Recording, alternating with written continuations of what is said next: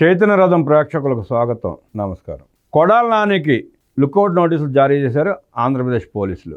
లేదు నేను ఇక్కడే ఉన్నాను అంటూ గంటల వ్యవధిలోనే ఒక ఫంక్షన్ హాల్లో ప్రత్యక్షమైపోయాడు. మాజీ మంత్రి కొడాలి నాని దేశం విడిచి పారిపోకుండా పోలీసులు నిన్న లుకౌట్ నోటీసులు జారీ చేశారు.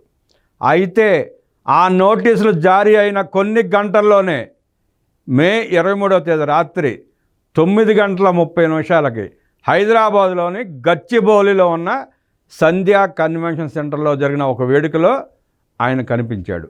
నేను ఉన్నాను, పారిపోలేదు అంటూ ఉనికి చాటుకున్నాడు. నేను పారిపోలేదని, ఇక్కడే ఉన్నానని చాటుకుంటూ కొడాలి నాని పోలీసులకు ఒత్తిడి పెంచాడనే అభిప్రాయం ప్రజల్లో వ్యక్తమవుతోంది.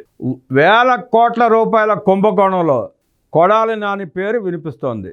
తన అనుచరులకు తెలియకుండానే వారి పేర్లపై బిల్లులు సృష్టించి పన్నుల శాఖ నోటీసులు వచ్చేలా చేసి వాళ్ళందరినీ ఆశ్చర్యపరిచాడనే ఆరోపణలు ఉన్నాయి. ఇక ఆరోగ్యం టెన్షన్లో కొడాలి నాని. మంత్రిగా కంటే బూతుల నానిగా ప్రసిద్ధి చెందిన కొడాలి నానికి ఎన్ని పీటీ వారెంట్లు పెండింగ్లో ఉన్నాయో స్పష్టత లేదు.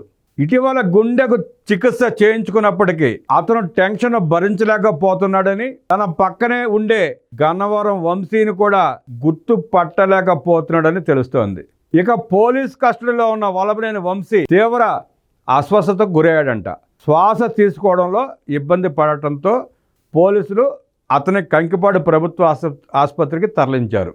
నకిలీ పట్టాల పంపిణీ కేసులో 2 రోజుల కస్టడీలో ఉన్న వంశీ ప్రస్తుతం కంకిపాడు పిఎస్లో ఉన్నాడు. వేరే నకిలీ పట్టాల కేసులో వేరే చోటుకు మారడం, వాతావరణం మారడం వల్ల వచ్చిన జలుబు కావచ్చని, ముక్కు పట్టేసినట్లుందని, అల్లం టీ ఇప్పిస్తే సరిపోతుందని కొందరు అభిప్రాయపడుతున్నారు.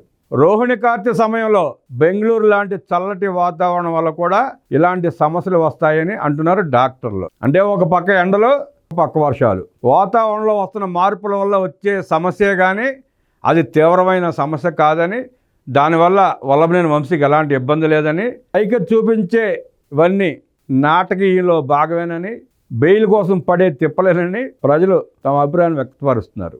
బెయిల్ ఇచ్చేంత జబ్బులు కాదని, ఇన్ని నాటకాలు ఆడాల్సిన అవసరం వంశీకి లేదని, చేసిన పాపాలు ఊరికే పోవని ప్రజలు దుమ్మెత్తిపోస్తున్నారు. నమస్కారం.